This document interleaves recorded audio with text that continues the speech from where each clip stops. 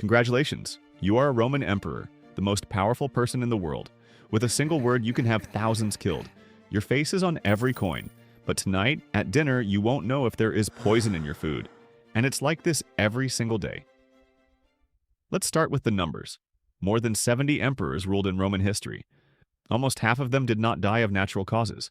Assassination, poison, killed by their own soldiers.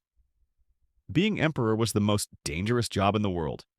In modern terms, your job was deadlier than being a soldier on the front line. Picture this. You've just taken the throne. The crown is on your head. The Senate bows to you.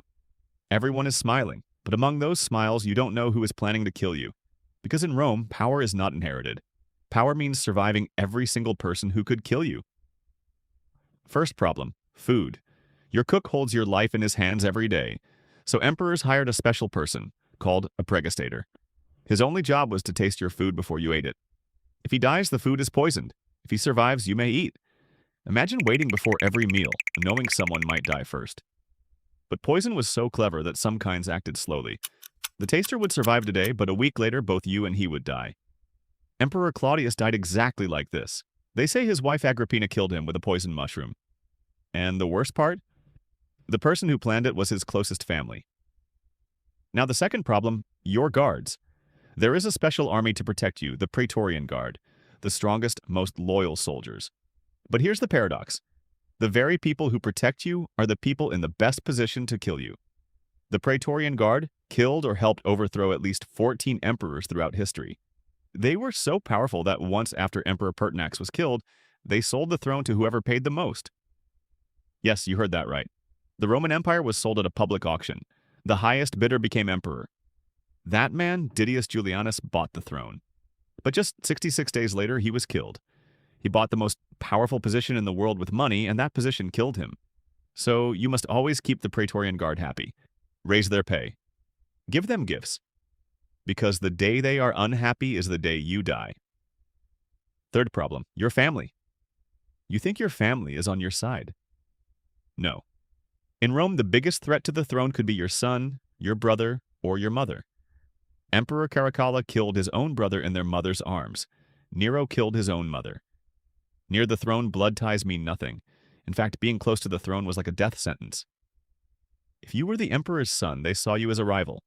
If you were a famous general, they saw you as a threat. In Rome, the greater your success, the higher the chance you would be killed. The best survival strategy was to look useless and harmless. Fourth problem, the army. There are tens of thousands of soldiers on the empire's borders. Their generals are far away, independent. And if a general is loved by his soldiers, he could declare himself emperor. Dozens of generals did this in Roman history. They called it usurpation. In 1 year, 69 AD, there were 4 emperors in Rome. 4 in a single year. They killed one another in sequence. Galba was killed. Otho took his own life. Vitellius was killed and his body thrown into the Tiber River. Only the 4th Vespasian survived. Imagine, in 1 year, the most powerful person in the world changed 4 times. Now you understand. Being emperor is not power. It's constant fear. Every morning you wake up not knowing if you'll survive the day. Behind every smile, there could be a dagger. Every cup of wine could be poisoned. Every loyal soldier could be tomorrow's killer. So the question arises, why would anyone want this position? The answer is simple, because the alternative was even worse. If you were close to the throne and refused to become emperor, they still saw you as a threat and killed you. So for many, the only way to survive was to become emperor themselves. It was a trap. Let's imagine one of your days. You wake at dawn, a dagger under your pillow just in case. Guards outside, but you can't trust them. You sit down for breakfast and the praetorian tastes first. You watch his face.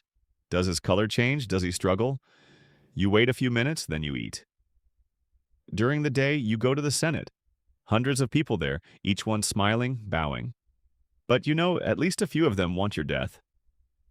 Julius Caesar was killed right there in the Senate with 23 dagger blows.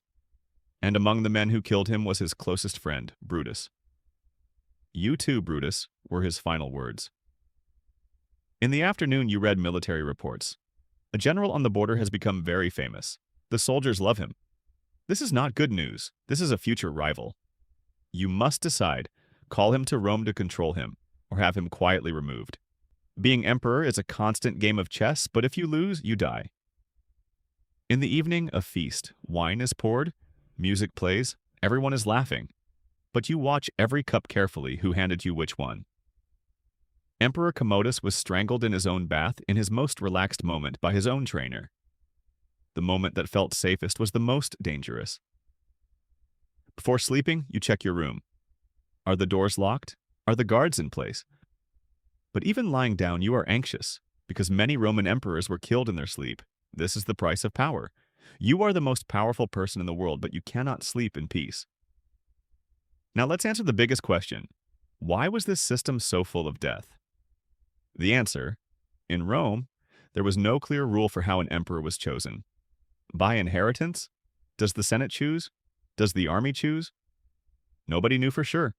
And where there are no rules, power decides. Whoever can kill, rules. Compare this. In modern states, power transfers peacefully. There are elections, laws, rules. But in Rome, none of this existed.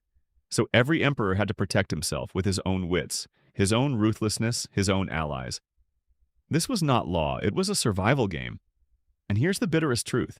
Even the best emperors couldn't escape this fate. Marcus Aurelius, the great philosopher-emperor, died of natural causes, but his son Commodus turned out to be a tyrant and was killed.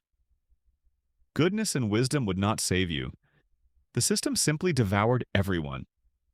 So, if someone asks, do you want to be a Roman emperor? Think carefully. Yes, you'd have the greatest wealth in the world. Yes, you'd have unlimited power. But you'd never have peace of mind. You'd never have anyone you could trust. You'd never have a peaceful sleep.